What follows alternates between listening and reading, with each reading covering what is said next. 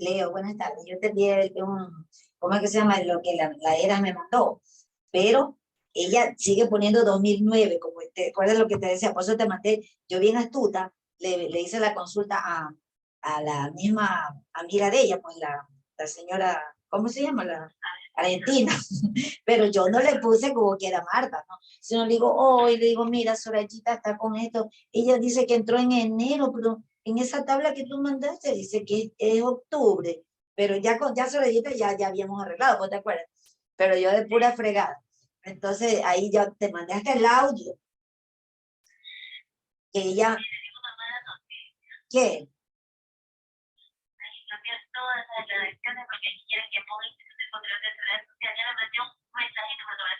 O sea que sí sale la opción. No. Entonces, ¿y dónde está eso?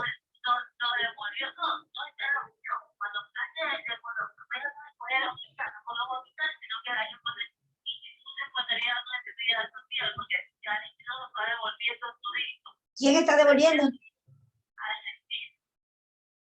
¡Wow! Y todito, la Marta ha vuelto a hacer ella también con este. No me dé esas malas noticias porque créeme que para mí sí es un problema hacer eso. Bueno, querido, mañana ahí nos arreglamos que ya voy a entrar a clase. Ya, un besito, hasta mañana. Ya, chao, chao.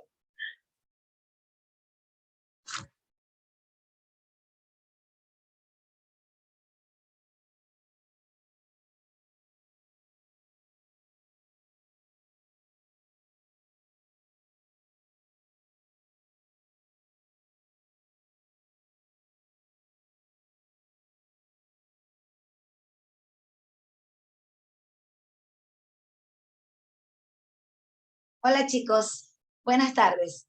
Bueno, ahí vamos a ir a todos los, ya no les puedo esperar más porque todavía faltan algunos. Bueno, vamos a continuar con las clases, en este caso de ya la historia clínica dermatológica, ¿no? ¿Sí se está grabando, no? ¿Alguien puede ver? Sí, doctora, Sí, doctora, sí se está grabando. Ya, muchísimas gracias. Bueno, entonces vamos a continuar con lo que corresponde a la historia clínica dermatológica, propiamente, ¿no? Cuando ya tenemos un paciente delante, ya ustedes conocen o recordaron, porque esto es recordatorio de lo que se refiere a la anatomía de la piel, pero ahora vamos a ver cómo vamos a abordar a un paciente con un problema de la piel. Y en este caso, miren ustedes, recuerdan cómo la piel, el pelo, las uñas, lo tenemos a la vista, ¿verdad? De todos los órganos de la piel es la que la tenemos allí. Y ustedes recuerdan por semiología cómo las preguntas uno las va haciendo, ¿se acuerdan? Que primero, que sí, que la ficha de filiación y todo lo que era típico, ¿no? Pero en este caso en dermatología tenemos que ir a la par. Por otra parte, no olviden que también se refiere a que al menos al nivel público siempre tenemos un poquito de tiempo. Por ejemplo, en dermatología nosotros solo tenemos 15 minutos, así que tenemos que ese tiempo realmente optimizarlo. Y vamos a hacer las preguntas siempre y cuando de acuerdo a lo que nosotros estemos sospechando. Sobre todo esto va a un paciente que vemos por primera vez. Obviamente que es diferente a un paciente subsecuente, ¿no? Un paciente que ya lo venimos tratando por alguna patología es totalmente diferente. Entonces, miren ustedes estos puntos que nosotros tenemos que ir viendo y analizando en cada uno de ellos. Pero antes que nada, quiero indicarles cómo para nosotros hacer un abordaje correcto, o sea, todo esto es lo correcto, lo que les voy a decir, lo ideal de esta palabra, no es correcto sino lo ideal, aunque lamentablemente no siempre vamos a tener ese ideal, pues no tenemos que realmente utilizar lo que nos dan, ¿no? Para poder trabajar. En primer lugar, la luz.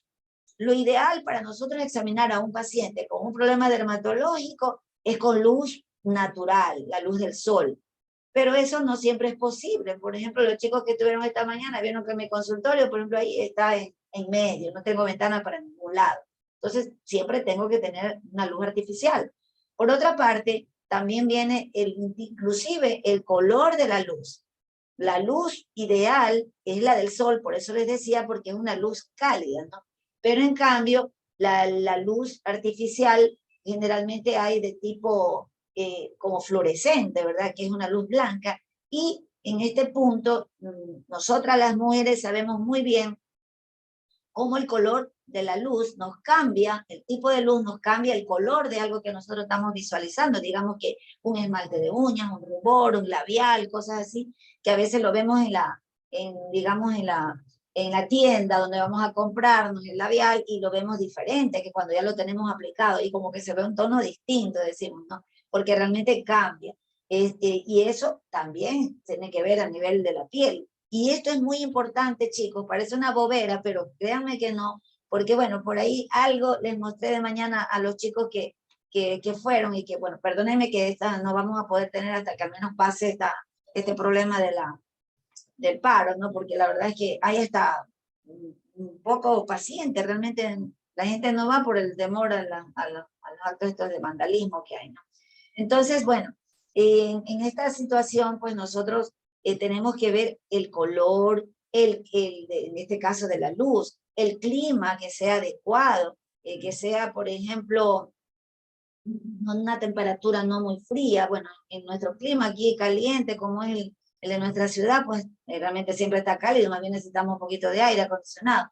Pero en cambio, digamos que estuvieran ustedes en una ciudad muy fría, entonces necesitamos que sea el clima adecuado. Por ejemplo, en la mañana fue una señora que nos estaba mostrando su amiloidosis, su pielcita seca, y ella, bueno, se sacó la blusa, pero créanme que cuando está en un clima muy frío, no lo va a hacer porque le va a dar frío, esa es la verdad, ¿no? Entonces, por eso, hasta el clima tenemos que tener nosotros esa consideración.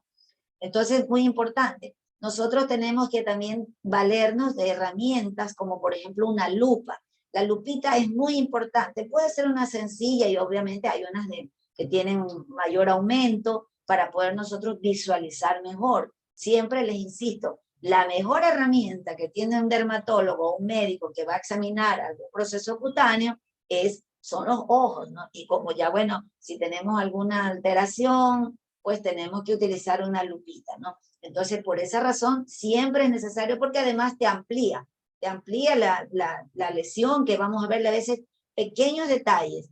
Les insisto siempre que la piel reacciona muy parecido ante distintos estímulos, sean estos virales, bacterianos, por hongos, a lo mejor por un proceso alérgico, pero vamos a ver siempre tal vez una erupción y todas la vemos parecida, se parece todo igualito, uno dice, ah, no, pero ya vamos a ver que hay pequeñas diferencias. Entonces, esos detalles nosotros vamos a ir memorizándolos para poder nosotros hacer la diferencia. Entonces, valiéndonos de todos esos detalles, vamos a ir ahora sí analizando cada uno de estos puntos que tenemos que hacer, recordar en el manejo de un paciente con un problema cutáneo. Entonces, miren aquí, la historia previa de la piel. Esto es fundamental. Es diferente que un paciente te diga que ya tenía una erupción, que ya tenía este proceso, lo vengo teniendo de hace mucho tiempo, doctora, la verdad es que yo ya tengo 10 años, 5 años, 3 años, 1 año con este problema, a que me diga que tiene un problema reciente. No, doctora, yo estaba muy bien, pero me fui de viaje y la verdad es que me invitaron a una finca y ahí he venido con este problema. Entonces, por ejemplo, tiene un prurigo por insectos o tiene una fitofotodermatitis, es una dermatosis que es característica cuando uno está en un área soleada, por ejemplo, la playa o la piscina, y has tenido contacto con alguna sustancia como el limón, por ejemplo. Entonces te mancha, y estaba tu piel bien, y resulta que de un día para otro apareció la mancha. Entonces, eso ya nos orienta, es algo, estaba la piel bien y de repente aparece el problema. Una dermatitis de contacto. Yo estaba bien, pero no fue más que me prestaron unos zapatos y de repente me empezó a producir esa dermatitis. O me prestaron unos aretes, un collar y me comenzó a picar. O sea, eso es importante, cómo estaba la piel previamente, ¿no? También interesan mucho los trastornos que estén relacionados al problema que tiene. Ejemplo, en caso de una dermatitis atópica, un paciente tiene un exantema, o sea, una erupción pruriginosa que esté, por ejemplo, a nivel de pliegues, digamos que lo tiene en el cuello, lo tiene en las fosas antecubital.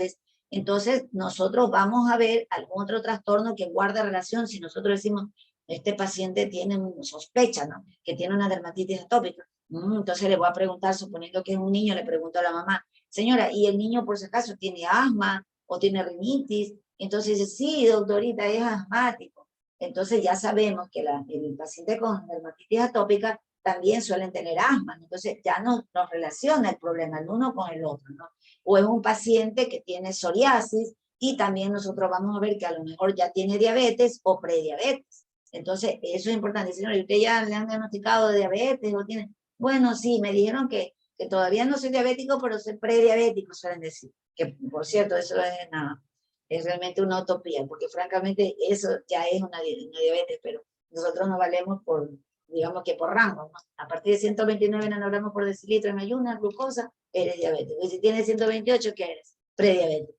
Miren ustedes. Pero bueno, digamos que el paciente tiene prediabetes. Entonces, guarda relación con la patología que estamos en ese momento sospechando, ¿no? Recuerde que su cabeza en ese momento es una computadora que está uniendo datos para emitir un diagnóstico o por lo menos un diagnóstico aproximado.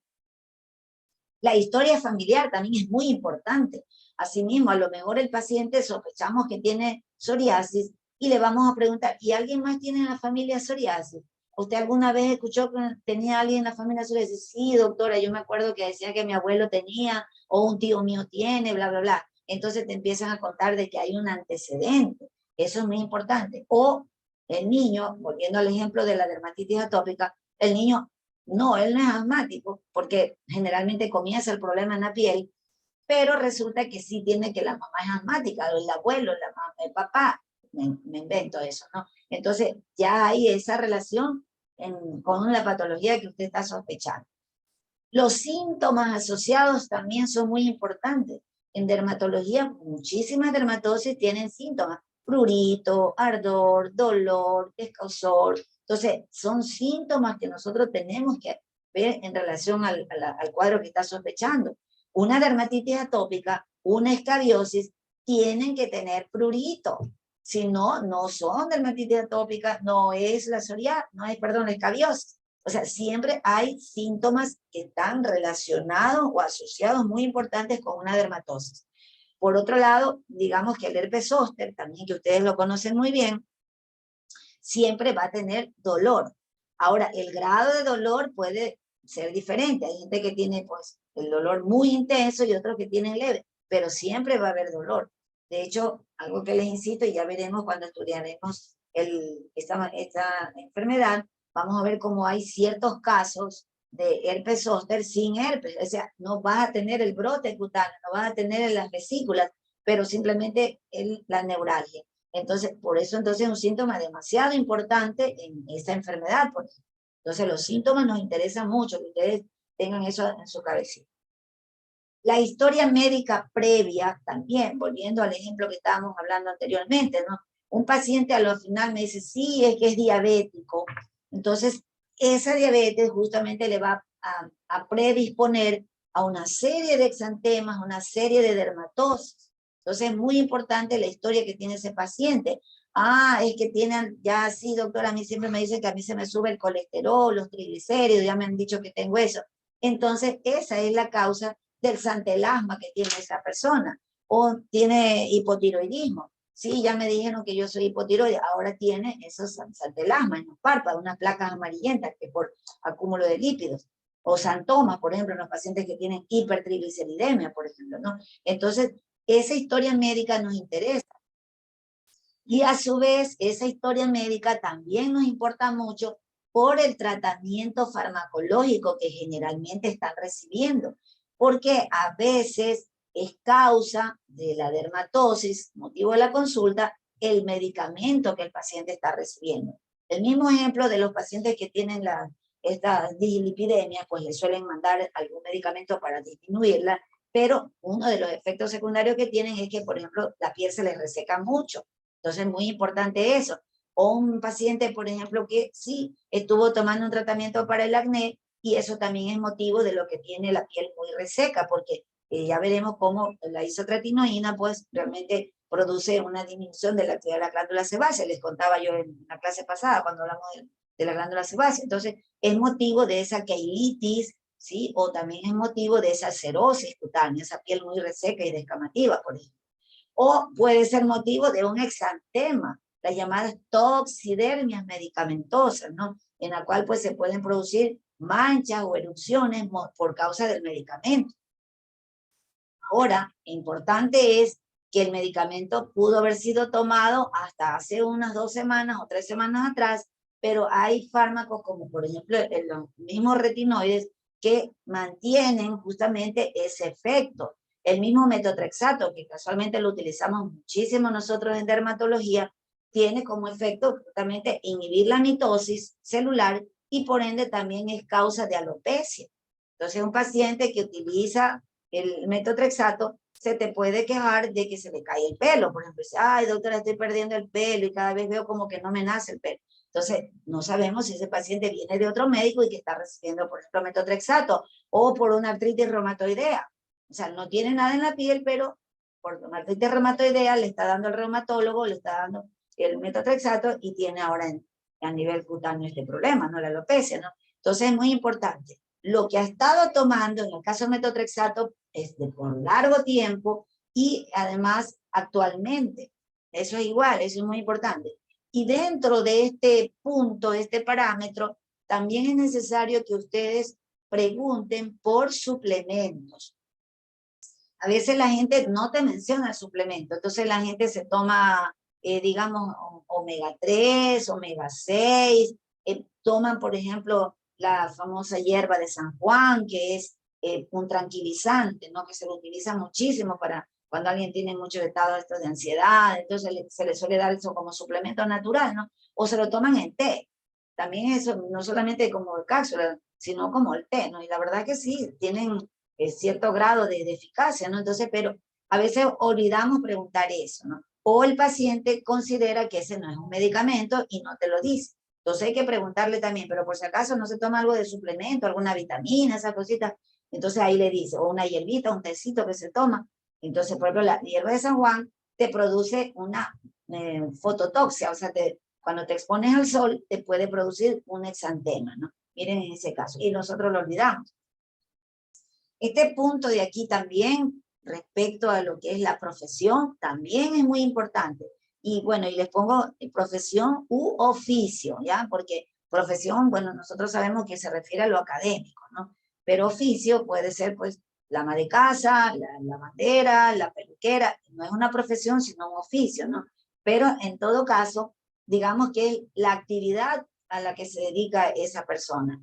Entonces, si es una persona, digamos, que me dice que es un ingeniero o un arquitecto, pero un ingeniero de obra, un ingeniero civil, entonces decimos, esta persona probablemente no es de escritorio, también hay que preguntarle si a lo mejor solo pasa en oficina o es alguien que está haciendo trabajo de campo, no sé si tiene exposición, por ejemplo, al sol. Así es que eso me va a orientar que esa lesión nodular que tiene, digamos, que en la mejilla o en la frente, es posible debido a la exposición solar que ha tenido durante mucho tiempo y a lo mejor estoy ante un espino celular o un carcinoma vasocelular, ¿sí ven? Por esa situación.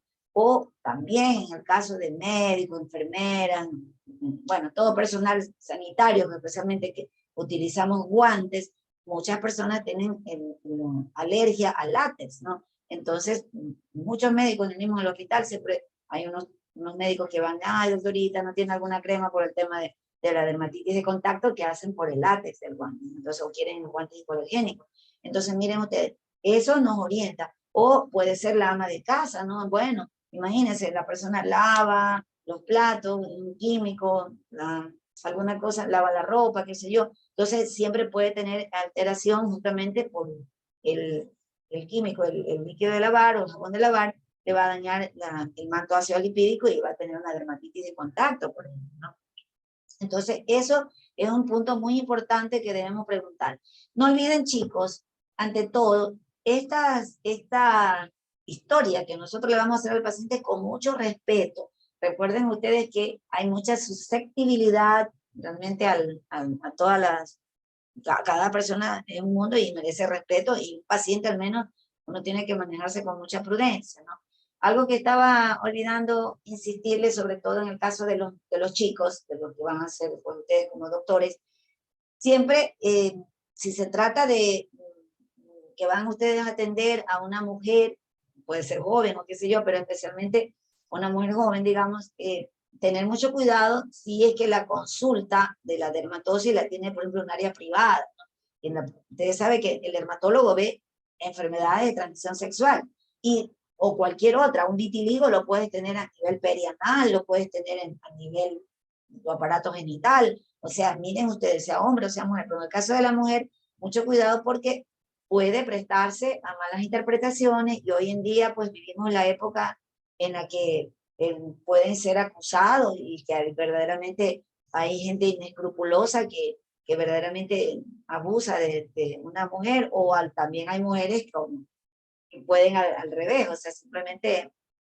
tratar de perjudicarlo en este caso al médico. Cualquier cosa puede ocurrir. Entonces, lo que ustedes tienen que hacer es que, bueno, si tienen la enfermera, pedirle a la enfermera que esté con ustedes para que le puedan evaluar y pedirle permiso al paciente, ¿no? Decirle a la chica en este caso, mire, usted dice que tiene ahí, pero necesito verlo, ¿no? No es suficiente con que me lo diga que tiene ahí una mancha. La persona que sabe es el médico, ¿no?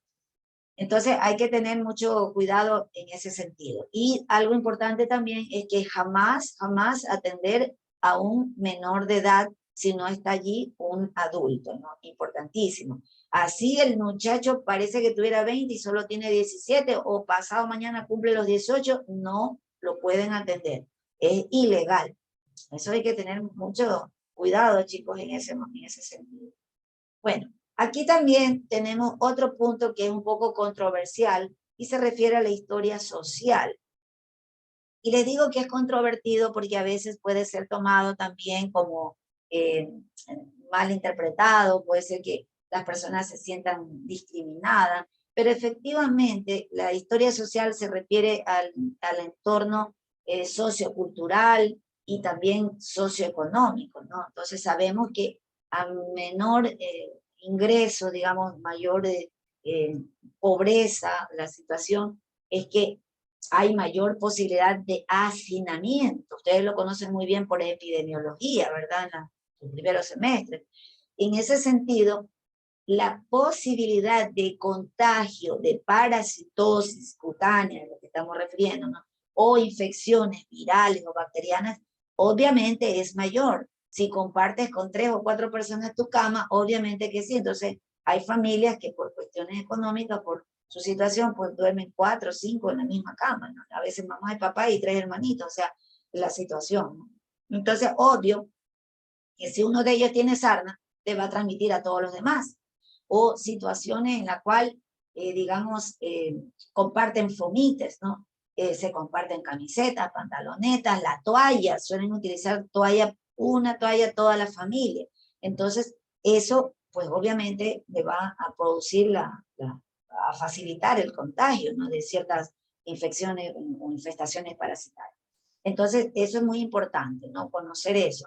Y a veces también desde el punto de vista cultural, porque posiblemente a la final tienen con qué, sí tienen, pero culturalmente no saben que no deberían estar compartiéndolo, ¿no? Entonces, hay que aclarar bien esto, ¿no? Con mucho respeto, ¿no?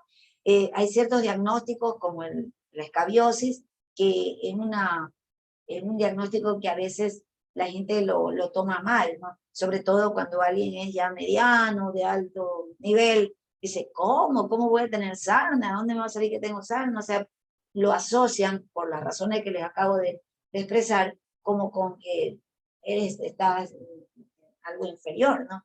Y uno dice, bueno, la sarna la puedes adquirir en cualquier momento, todos la podemos adquirir, porque si se transmite por fomite y si yo estoy realmente en un avión y el que se bajó del avión, porque al avión no lo lavan, pues no, simplemente eh, se va una persona que a lo mejor ya venía con la enfermedad, entonces es fácilmente que tú lo adquieras en ese tiempo que tú te sentaste en ese asiento del avión. Miren ustedes, entonces es importante eso. O puede ser un personal doméstico que a la final vives en un área, pues tú vivas muy bien, tengas lo que sea, económicamente estés bien, pero tu personal doméstico al final es una persona que sale a su medio, fin de semana, o no sé, cada día que sale a su casa, como sea, y allí vuelve a su hábitat, donde sí comparte la cama con 4 personas, y él te va a traer, o ella, la enfermedad, por ejemplo, en este caso, la típica de la niñera, ¿no? Te la va y te contagia al bebé, y el bebé te contagia a ti, y se hace toda la cadenita.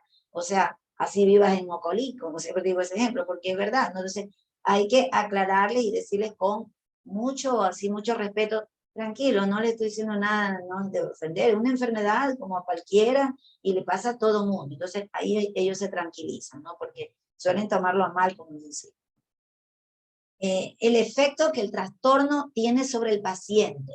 Miren ustedes lo importante que es esto. Justamente en la mañana, los chicos, cuando vimos a la señora que fue por la amiloidosis, no sé si recuerdan, no sé si era de este grupo que estaban los chicos, pero en todo caso, allí la señora tenía como unas manchitas en la frente, y ella siempre estaba con el temor de que fuera vitiligo. Entonces que le dije, no, no, el color de ella era el poquito más claro que tenía, y solamente lo más oscurito, por lo cual se veía el contraste, es la amiloidosis que justamente tiene. Y ella como suspiró de alivio, no sé si se estén los chicos que estaban ahí, pero estaba la señora súper aliviada de que no sea vitiligo.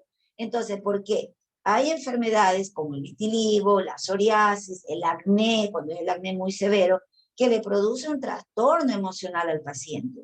Realmente uno le da un diagnóstico a alguien de vitiligo y es como que les he dicho que, que se va a morir, como que se fuera algo terrible, se le murió un ser querido. Se ponen muchos a llorar, porque ya todo el mundo sabe de que sí, se van aclarando, se le va poniendo esa mancha, toda la piel, y es algo, miren, a pesar de que no produce ningún otro trastorno en realidad, pero sí desde el punto de vista emocional. Miren ustedes cómo es eso. O si no, es al revés. Puede ser que un problema emocional le esté generando el problema cutáneo, ¿no? Pero esto, miren ustedes que en la psoriasis, que es una enfermedad que es la que con más frecuencia se ve, por ejemplo, a nivel de ley del Teodoro, porque como es hospital de tercer nivel, mandan estas interconsultas con frecuencia. Entonces, allí vamos a ver cómo los pacientes se les debe de medir lo que se conoce como el DLQI. Y ese DLQI realmente son unas siglas en inglés que pues mide el índice de calidad de vida en la psoriasis. Entonces, hay pacientes que tienen la descamación muy intensa, muchas veces cuero cabelludo, en las manos, en cualquier parte, muchas veces en sus áreas íntimas. Entonces, ese paciente, la enfermedad le está trastornando la vida. Entonces, se les mide eso, porque imagínense, sobre todo en su vida íntima, dicen, doctora, la verdad es que a mí me da mucha vergüenza con mi pareja, entonces es decir, o si no, profesionalmente. Tenía el ejemplo clásico de un odontólogo que era mi paciente en el hospital, que este señor decía, doctora, yo siento que los pacientes no quieren que yo los atienda, porque como que les da como que les repugna que yo los atienda, porque es que tú lo veías de verdad cerquita, imagínate lo que lo tengas ahí a 20 centímetros, y estaba todo descamando la frente, el cuero cabelludo, tenía pues todos los codos, todo lleno de, de las placas de psoriasis, entonces parece que esas escamas se te iban a caer, él lo explicaba así, ¿no? Entonces es muy importante, y es un paciente que tiene tendencia a la depresión por la misma enfermedad. Aquí también este último punto es muy importante, y es la opinión que el paciente tiene sobre lo que le está causando la enfermedad. Es muy importante, ¿no? A veces hay pacientes que se quejan de que hay médicos que no lo dejan hablar. Dice esa doctora, a veces el doctor no me dejó ni hablar, solo se dedicó a escribir y no me dijo nada. Y de lejos, ni siquiera me examinó, así se suelen quejar los pacientes. Y es verdad, muchos tienen han tomado ahorita esa mala costumbre. Bueno, en parte también es porque créanme que a uno le hacen escribir cada cosa. Hoy mismo ya pusieron otra cosa que hay que describir en lo que se refiere a la prescripción para la cuestión de cuando se cumpla esto de la externalización de las recetas, eso que podrían ir a una farmacia, ¿no? Pero bueno, hay que cumplir primero una serie de requisitos, entonces te quita tiempo. Todos los médicos que mandaban en el chat que eso les estaba quitando bastante tiempo. Pero bueno, en todo caso, es muy importante cómo el paciente sí sospecha de que él estuvo ocasionando el problema que ahora es motivo de consulta. Puede ser que diga, no, doctora, lo que pasa es que yo sí noté que desde que cambiamos de jabón en mi casa, ese jabón me hace que me pica la piel. Entonces el paciente nota, no sé, antes usábamos, no sé, cualquier marca, digamos, y no pasaba nada, pero de repente compramos esta otra y ahora yo siento que me pica, por ejemplo. O la otra dice, no, es que en mi casa recogimos un gatito y yo noto que después de eso me comenzó a salir estas ronchitas que me han ido creciendo. Entonces, ajá, tal vez el gato le pasó una tiña o tiene ahora alergia al gato, qué sé yo. Pero no hay que permitir tampoco que el paciente divague, ¿no? Si lo dejamos, el paciente te sigue contando la historia de su vida. Siempre me doy cuenta que hay pacientitos que van a la consulta, pero es porque, sobre todo los mayores, quieren es como que alguien los escuche, hablar con alguien, una persona que a veces no tiene con quién hablar, sobre todo los mayorcitos, que están solos.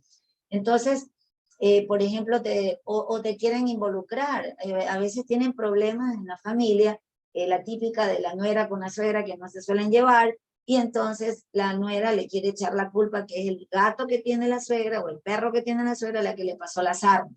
Dice, doctora, es que lo llevé a donde mi suegra y ahí tienen un perro y eso que le produjo la sarna. No, señora, la sarna del perro no le transmite al humano, no se transmite, esta es de humano a humano. Entonces, no tiene por qué, o sea, los problemas familiares de ellos eso es aparte, nosotros no tenemos por qué involucrar, porque la señora, si no aclara usted, va y le dice a su familia, dice, no, la doctora dijo que no debo de ir más para allá porque tiene el perro de gato. Entonces se forman el problema que usted no tenía por qué decir. Entonces hay que ser muy cauto en este punto, pero sí escucharles, ¿no? Y analizarles lo que está diciendo. Ahora, miren ustedes aquí ciertas interrogantes o preguntas que tenemos que hacernos respecto a la lesión, que es motivo de la consulta. Entonces decimos, bueno, ¿y desde cuándo le aparece la lesión? ¿Desde cuánto tiempo la tiene? Como les decía, no es lo mismo si me viene un paciente con una pápula que sangra con facilidad, la tiene en la frente, la tiene en cualquier parte de la piel. Doctora, tengo esto, y me dijeron que es cáncer porque me sangra, y la gente busca en internet y ustedes saben, todo es cáncer o le dijo la vecina. Entonces, ¿desde cuándo la tiene? Bueno, yo creo que hace como un mes, 2 meses que lo tengo.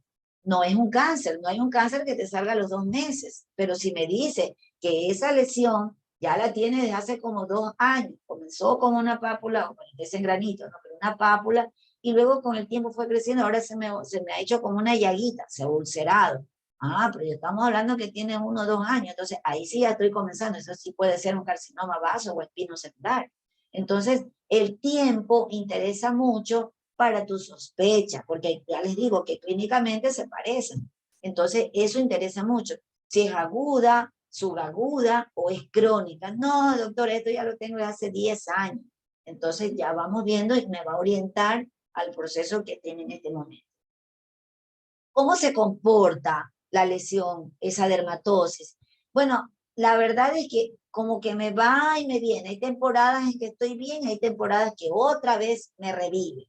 Entonces, eso es importante. Si es en caso de, por ejemplo, estoy sospechando de que este paciente tiene una toxidermia medicamentosa, probablemente le vuelve a salir y desaparece, pero es cada vez que toma la medicación y el paciente tal vez ni se ha dado cuenta. Se toma un AINE porque de repente le dolió la rodilla, estuvo jugando, se cayó y se tomó un antiinflamatorio, no esteroide o un antibiótico y pum, apareció otra vez. Entonces, pero él ni siquiera se da cuenta que tiene que ver con el medicamento, que para él es muy natural tomarlo. Todo el mundo lo toma y no le pasa nada, pero a él sí le pasa. ¿Cómo comenzó la lesión? Esto también es importante. El otro día fue a la consulta, creo que estaban algunos de ustedes ahí, no sé si era de ustedes, pero era una paciente que tenía unas manchas, pero ya estaban oscuras y ya un poco como ya más borrosas, ¿no? Pero ella decía que así no comenzaron, que cuando comenzaron eran un poco más rosadas. Y de hecho, bueno, ahora gozamos de la ventaja de una foto por un celular. Eso la verdad es que ayuda mucho.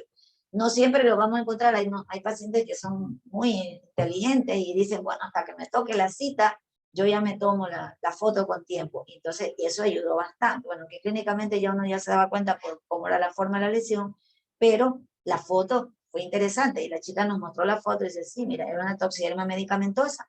Ella se había tomado una sulfa y se le produjo el cuadro. Entonces, ¿cómo comenzó? Nos dice cómo era, porque ahora estaba diferente. También a veces fármacos que te lo cambian. Por ejemplo, tienes una dermatitis que te pica, una pápula, y la gente lo primero que se pone es un corticoide, o cremas esas que vienen mezcladas de corticoide, antibiótico, le ponen de todo. Entonces, eso realmente te la va a cambiar el aspecto. Un corticoide te baja la inflamación, disminuye el prurito, el eritema, y por ende cuando va a la consulta ya le cambió el aspecto. Por eso nos interesa cómo le comenzó, o mejor si te llevan una foto, ¿no? Esto realmente ya es moderno. Entonces el aspecto que tenía inicialmente era diferente a lo que tiene ahora. Entonces una tiña comienza como una pápula pruriginosa y que empieza a crecer en forma periférica. Entonces si me dice que era así, doctora, comenzó como un granito, ¿no? Un granito y que me picaba, pero ahora que te la lleva, logró la consulta, resulta que ya no es una pápula, sino que es una placa. Y eso, por ejemplo, me permite diferenciar una tiña de una placa madre de una pitiriasis rosada de Gibert. Ambas, cuando ya las vemos, se parecen mucho cuando ya están grandes, pero la pitiriasis rosada sale per se, o tal vez sea mínimo lo que crezca, pero en cambio la tiña sí crece progresivamente, o sea, todas inician como una pápula, ¿sí? Entonces, el aspecto ya me orienta, no es una tiña, porque dice la paciente que le salió de repente. Y la tienen en alguna otra parte, también es importante. A veces tienen, por ejemplo, van por una lesiones descamativas, rosadas, o sea, eritematosas, en cuero cabelludo, y uno le dice, y por si acaso tiene en alguna otra parte, por ejemplo, van con manga larga, no le ven los codos, tiene por si acaso en los codos, en las rodillas, sí, ahí tengo como unos granitos también que tienen como escamitas, entonces tenemos una psoriasis, ¿no? Pues generalmente, pues está en cuero cabelludo, pero puede estar en otras partes del cuerpo, de hecho, generalmente codos, rodillas, región sacra, por ejemplo. Entonces, pero a veces el paciente te muestra lo que más le llama la atención, que es en este caso lo del cuero cabelludo. O al revés, te muestra solo las del codo y no se ha dado cuenta que en la región, por ejemplo, occipital, tiene una placa descamativa, porque tal vez ni se la ha visto. O dice, bueno, sí me dijeron cuando me corté el pelo que tenía ahí como una tiña. De hecho, creen que es un hongo. Entonces, miren ustedes lo importante y uno, obviamente, pararse y revisar. Vamos a ver qué es lo que tiene para ir uniendo criterios para su diagnóstico. ¿Qué factores le afectan? Y eso también, hay algunos factores que le afectan a la dermatosis. Digamos que en la misma dermatitis atópica, típicamente el paciente le afecta el sudor. Doctorita, verdaderamente este niño empieza a rascarse cuando suda. Se lo llevo al parque, lo estuvo corriendo, viene de la escuela que estaba jugando y viene sudado y empieza a rascarse desesperadamente. Entonces, por ejemplo, el sudor. O cuando hay polvo, doctora, la verdad es que sí. O no sé, me tomo un jugo de piña, yo qué sé. O sea, el factor que el paciente sí nota que le exacerba el cuadro. Entonces, es muy importante esa pregunta. Esta de acá, que también ustedes saben, como toda especialidad, de dónde es usted. Hay muchas dermatosis en la que se ve con mayor frecuencia en determinadas localidades, ¿no? Por ejemplo, el caso de la leishmaniasis. Nosotros la leishmaniasis sabemos que en nuestro país la vamos a encontrar especialmente en zonas altas de provincia de Manabí, Santo Domingo, el oriente, por ejemplo, vemos con más frecuencia la leishmaniasis. Entonces, si el paciente me dice, bueno, yo vengo de la zona del Carmen, dentro de Manabí o de Santo Domingo, entonces yo ya sospecho un poco más que esa úlcera, esa placa ulcerada que viene el paciente, costrosa, puede ser una leishmaniasis, porque me dice que viene de esa zona, ¿no? Pero de repente también te dice que no, yo soy de aquí de Guayaquil, dice, wow, aquí no es una zona endémica para la leishmaniasis, pero ahí podemos preguntarle si ha viajado. Entonces, ¿ha viajado? Dice, bueno, sí, la verdad es que nos fuimos, tuvimos un paseo muy bonito, estuvimos no sé, en el oriente y por allá hubo esa posibilidad de que allí le picó la luxomía y bueno, ahora resulta que tiene la dermatosis, ¿no? Entonces es muy importante. O alguien viene con lesiones que me parecen que son prurigo, le pregunto, ¿y ha viajado? Sí, la verdad es que estuve en una finca el fin de semana y ya, pues entonces ahí te picaron bichitos, mosquitos, puede ser o cualquier otro bichito, y ahora esa es la causa del prurigo que tiene adelante, que puede, si son en forma vesiculosa, pueden hacerle confundir a alguien como que tuviera varicela, pero es por el tema de que omitimos preguntar inclusive eso. Obviamente, aquí la pregunta es, en caso afirmativo, pregunte a dónde, no es que me fui a Miami, no, pues entonces en Miami no te van a haber picado así los mosquitos. Bueno, entonces aquí están, miren, las preguntas clásicas que les mencionaba hace un rato en cuanto a síntomas que nosotros tenemos que investigar, como es el prurito, el dolor, como les decían, no hay zóster, no hay herpes zóster si no tiene dolor, ¿no? Escozor, que es como una sensación entre prurito y ardor. Y la sensación quemante, ¿no? El paciente dice, no, eso es como que me quema, doctorita, dicen así. Entonces, por ejemplo, esto es característico de las vasculitis urticarianas. Entonces, esa sensación quemante, porque el paciente dice, si me pica, y otro dice, no, es como que me quema. Entonces, eso nos orienta. Ahora miren, vamos a ver, porque vamos a estudiar ya mismo, pues, las lesiones elementales, pero también vamos a ver en primer lugar el análisis de lo que constituyen los llamados patrones, tanto los de disposición como los de distribución. Entonces, el patrón de disposición viene a ser la relación que tienen las lesiones elementales entre sí. O sea, cómo se disponen ellas. Por ejemplo, usted tiene pápulas, sí, pero una pápula aislada no es nada. Una pápula así, bueno, analízala porque es esa pápula. Pero si tengo un conjunto de pápulas y cómo se reúnen, cómo se disponen, ya me va a dar un patrón que puede ser diferente, como ya vamos a ver. Puede ser, por ejemplo, el patrón herpetiforme, es decir, que se parece mucho a cómo es el herpes. Ya veremos cómo es el herpes, ustedes ya lo conocen también muy bien, que son pues pápulas y vesículas que se agrupan sobre un fondo eritematoso. Entonces decimos, patrón herpetiforme, es un herpes, pero no siempre es por el virus, no es un herpes, sino que puede ser una infección, una dermatosis de tipo autoinmune llamada dermatitis herpetiforme, por ejemplo, que lo imita muy bien, se parece, pero no es. El patrón zosteriforme. ¿Cómo es el patrón zosteriforme? Sí, como es el herpes zóster. O sea, vesículas o pápulas, costras, ya vayan evolucionando, que siguen un dermatoma, el trayecto de un dermatoma. Entonces, sí, ese es lo que hace el herpes zóster. Sí, pero hay algunos nevus, algunos tipos, digamos, como de lunares, que lo imitan muy parecido. Entonces, eso es importante. Entonces, es un patrón zosteriforme. Patrón lineal, o sea, como usted sigue en una línea, anular, es decir, que parece un anillo, policíclico, es decir, que tiene como que fueran varios círculos unidos, girado, cuando está un círculo dentro de otro círculo, concéntrico, que es la típica imagen tiro al blanco, o imagen indiana, como ustedes también la conocen, ¿no?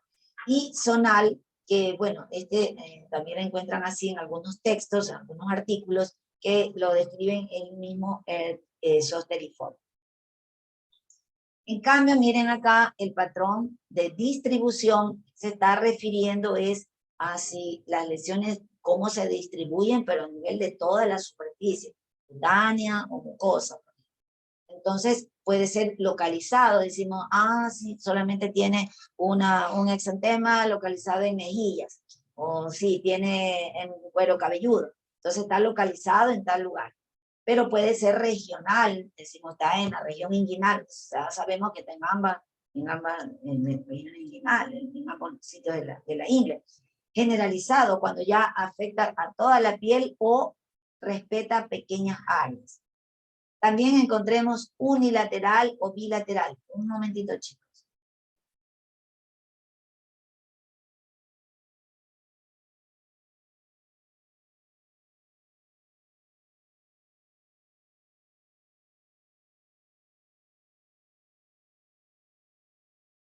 Bien, entonces, unilateral, bueno, ustedes ya saben, de un lado, bilaterales del otro lado, también, no solamente un lado, simétrico, asimétrico, ya eso ustedes conocen muy bien por semiología, pero vamos a la importancia de esto. También esto es importante, si está en áreas expuestas, eso, por ejemplo, de mañana les mostraba, bueno, era una foto de una paciente que fue el otro día, entonces, tiene una dermatosis que está solamente en área expuesta, por ahí ya tiene la B del Scott, ¿sí? Entonces, Dentro de esto, cuando uno se refiere a áreas expuestas, puede ser porque está expuesta a la luz solar, entonces tenemos, por ejemplo, cara, orejas, el mismo cuero cabelludo, tenemos la vía del escote, el dorso de las manos, que son áreas que generalmente están expuestas, o también los brazos. Bien, o sea, los brazos o antebrazos. O también podemos decir en áreas fotoexpuestas, en este caso por el sol, o expuestas como tal a cualquier trauma. Y también podemos decir en áreas cubiertas, es decir, sí, pues la tienes en glúteos, a lo mejor en tronco, que son áreas que la mayoría de las personas solemos tenerlas cubiertas, ¿no? Habrá situaciones en las cuales no la tengas, pero ya son casos puntuales, pero la mayoría siempre hay áreas cubiertas, entonces no vas a tener algo en relación con el sol, digamos que a nivel inguinal, a nivel glúteo, pues no, son áreas que están cubiertas, a menos que digas te fuiste a la playa, pues fue algo diferente, pero estamos hablando de lo común. Entonces todo eso me orienta, como le explicaba el caso de la señora, ella tenía una porokeratosis actínica, el nombre actínico, pues está hablando de que es una correlación con el sol. En áreas sometidas a presión o a un traumatismo, en pliegues, como les decía, es decir, intertriginosa, entonces aquí a partir de esto vamos a ver los llamados intertrigos, y ya estudiaremos ahí de tipo bacterianos y también por hongos. Folicular, el patrón folicular se refiere a cuando la dermatosis solamente está ubicada a nivel de un folículo piloso, o sea, hay vellos, hay pelos, ahí está, entonces un patrón folicular. O también el patrón aleatorio, cuando se refiere a aleatorio, tanto en el patrón de disposición como en el patrón de distribución, significa que no tienen un patrón definido, o sea, está en forma así anárquica, no está respetando, no sigue ninguna disposición específica. Ahora sí, por ejemplo, miren, vamos a ver, insistir en estos cuatro puntos en cuanto a lo que es la exploración del paciente. Y, por ejemplo, en primer lugar, como decía, insistir la parte de la topografía. Topografía, topos es en griego que significa terreno. Entonces, es decir, dónde está ubicada la lesión. Son como puntos básicos en el momento que usted hace una historia clínica, sea para que el otro médico lo lea, porque viene con una interconsulta, o porque usted va a hacer una exposición o va a subir un artículo a publicar, o sea, siempre en este caso en dermatología interesa mucho. La morfología, es decir, el aspecto que tiene la lesión, y ahí hay que describir el color, vamos a ver la superficie, vemos, se ve que es lisa o irregular, podemos inclusive pues también describirle los bordes, si están los bordes bien definidos, bordes descamativos, o sea, hay muchas cosas que nosotros tenemos que describir en el aspecto de la lesión. ¿De qué se trata? Si es una mácula, si es una pápula, una placa, una vesícula, bueno, cualquiera que sea la lesión. Entonces, la vamos describiendo. La evolución, como les decía, es muy importante, si es aguda, subaguda o es crónica. Inclusive la palpación. Hay dermatosis que hay que palparla. Entonces nosotros decimos, la superficie es áspera, o por lo contrario, es lisa, o también podemos decir, es suave, es blanda, o decimos, es leñosa, es dura. Uno compara, de acuerdo, por ejemplo, como es la frente, que es dura, el hueso, ¿verdad? Lo tenemos tan cerquita, y podemos sentir una contextura como la textura ósea, o sea, realmente, por ejemplo, el epitelioma calcificado de Malherbe es duro, porque justamente es calcificado, ¿no? Como un hueso, entonces, no, al palparlo lo sentimos, entonces, que es duro, o decimos, no, es como muy blando, como si fueran las mejillas, o sea, uno va haciendo esa descripción. Aquí tenemos, miren, estas imágenes de dibujo, ¿no? Cómo serían estos patrones que les estaba diciendo hace un rato en cuanto a los patrones de disposición. Entonces tenemos que puede ser como en líneas y puede ser como una línea continua o separada, como el caso de las verrugas. Las fitofotodermatitis, o llamada también dermatitis de Verloc, hacen generalmente líneas continuas, pero no solamente es propia de ellas, sino de algunas otras dermatosis. Pero las verrugas te las hace así como líneas, pero separadas. En forma de zosteriforme, lo que les explicaba que es el patrón zosteriforme, es decir, porque lo imita al zóster, o sea, es típico del herpes zóster. También tenemos el llamado patrón arciforme, que se refiere que parece un arco, sea, es un círculo incompleto. Entonces, es patrón como un arco, patrón arqueado, es característico ¿de quién? De las dermatofitosis, es decir, de las tiñas. Entonces, las tiñas que son ocasionadas por dermatofitos adquieren esta imagen. Entonces, uno la ve y dice, esto me parece que fueron una tiña.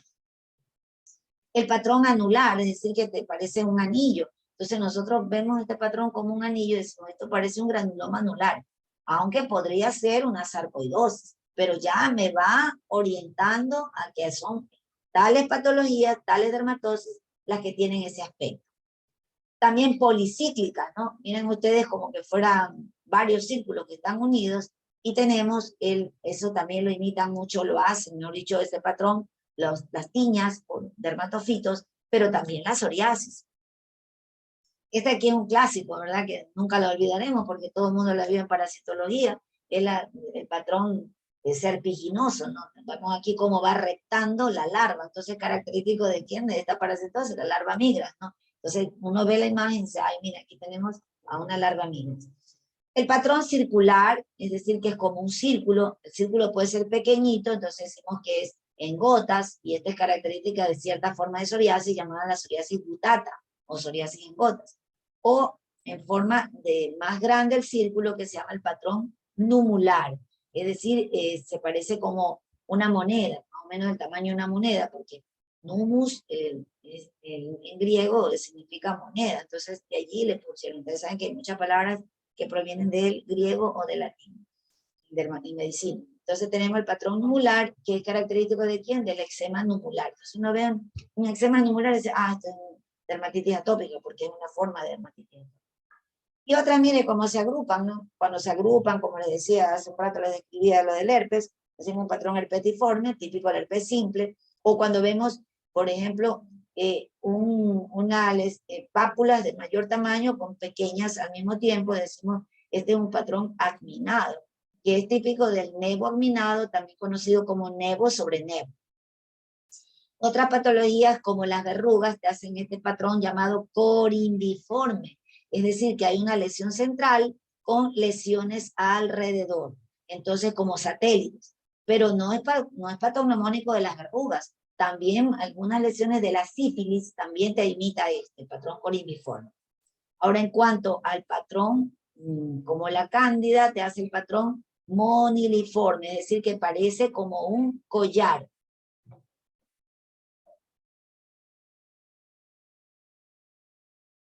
Entonces, imita, porque en general la candidiasis te va a afectar justamente a nivel de pliegues. Entonces, digamos que en el pliegue del cuello, entonces adquiere esa imagen como que si fuera un collar. Múltiples pápulas que hacen inclusive lesiones satélites. Dentro del patrón en líneas también vamos a ver lo que hace el llamado fenómeno de Koebner. Y este fenómeno de Koebner no es otra cosa que la replicación de una dermatosis en un sitio de trauma. Si ustedes ven aquí este esquema, vemos aquí en el fondo se ve como una herida, ¿verdad? Como una cicatriz.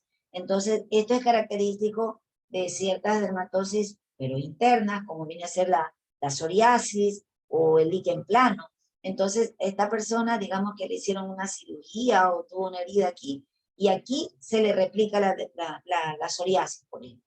Entonces, ese es el verdadero Koebner, replicación de una dermatosis en un sitio de trauma.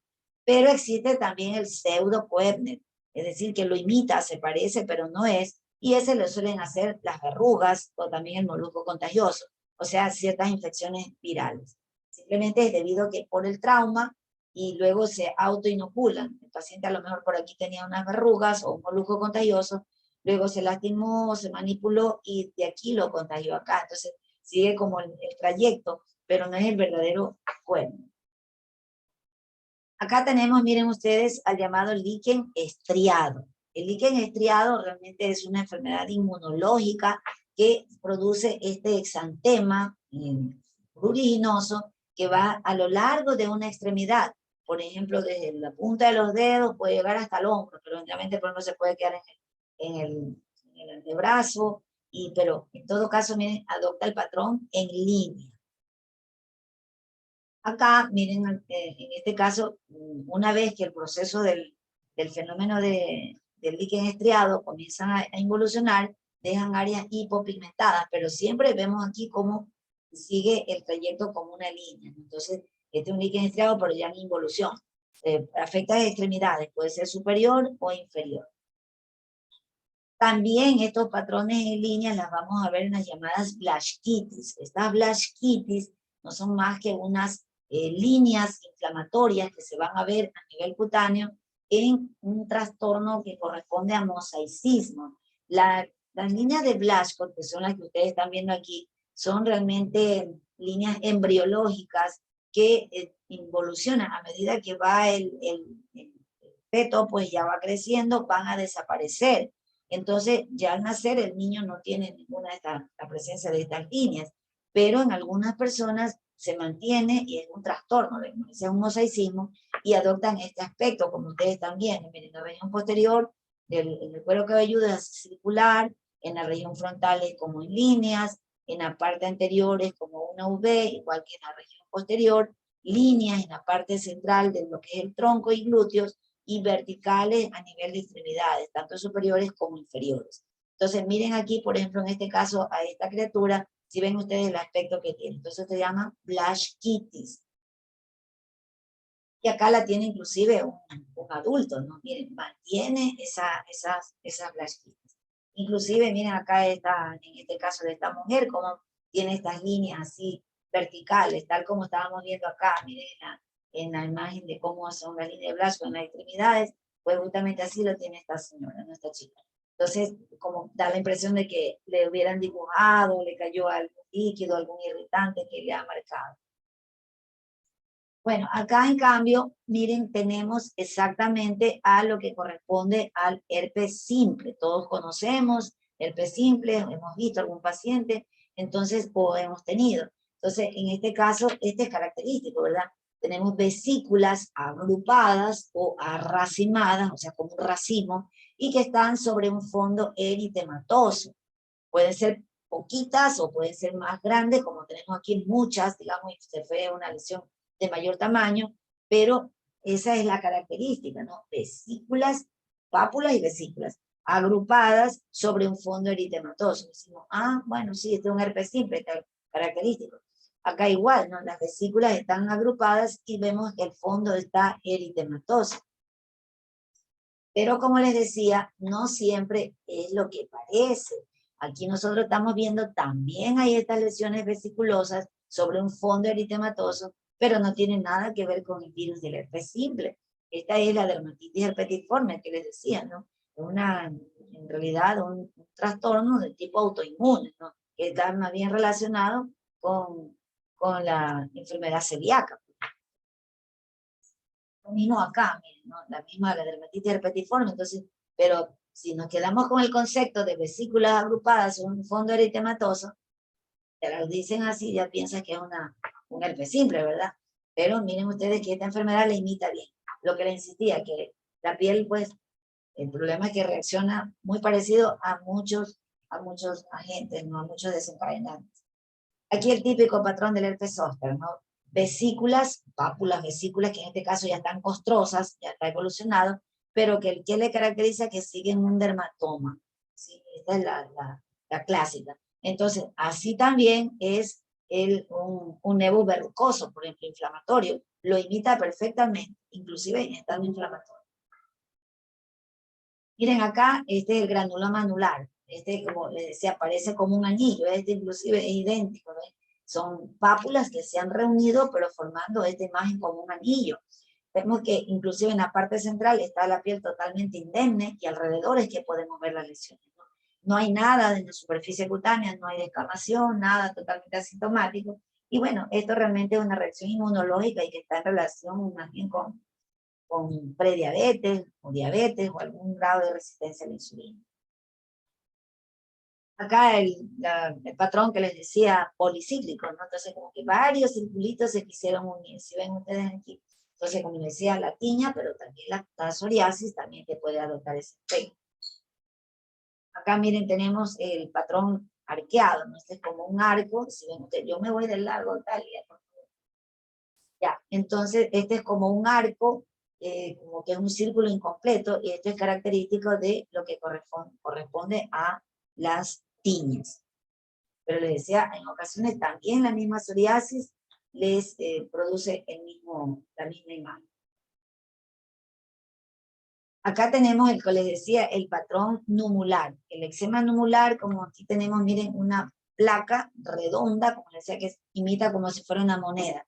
Les insisto que en dermatología son muchísimos los diagnósticos. Yo creo que es de las especialidades que más diagnósticos diferenciales tiene, muchísimos, y que además, lamentablemente, la piel reacciona muy parecido. Entonces tenemos que ser muy cautos a la hora de que nosotros hagamos el diferencial, porque también vamos a ver cómo vamos a necesitar herramientas diagnósticas que nos ayuden. Pero los antiguos dermatólogos, los primeros dermatólogos, ellos lo que hicieron fue de que trataron de buscarle parecido a una lesión para que podamos de esa manera nosotros orientarnos a un diagnóstico. Entonces yo veo aquí una moneda, tal vez ustedes todavía no, pero es redonda, es característica del eczema numular. Acá también, miren, esta persona ya de más edad, pero aquí tenemos esta placa redondita, como la estamos viendo ahí, decimos eczema numular. Entonces empezamos a unir, a cotejar con las otras preguntas que le vamos haciendo al paciente, que si tiene antecedentes de alergia, que sea asmático, bla, bla, bla. Ya sabemos, ¿sí? No hay características específicas de una tiña, que sería el borde. Ya estudiaremos tiñas también, pero me refiero a que ciertos patrones ya te orientan, ¿no? Bueno, chicos, esto corresponde a la primera parte. Hoy vamos a seguir, aquí ahorita procedo a grabar esto, lo subo, tenemos hasta que se grabe y nuevamente continuamos. Ustedes saben que tenemos hasta las 6. ¿Alguien tiene alguna pregunta al respecto? Sí, doctora, una pregunta. ¿La blanquitis, hay algún tipo de tratamiento para que se disminuyan estas marcas o estamos ya hablando, no, exactamente. Estas entran dentro del grupo de la genodermatosis, entonces a la genodermatosis no le va a poder hacer nada. Simplemente te está hablando lo que pasó. Fue un trastorno, como decía, un mosaicismo, un trastorno que se produjo durante la etapa embrionaria. Y realmente es estético, pues, ¿no? Pero no se puede hacer nada.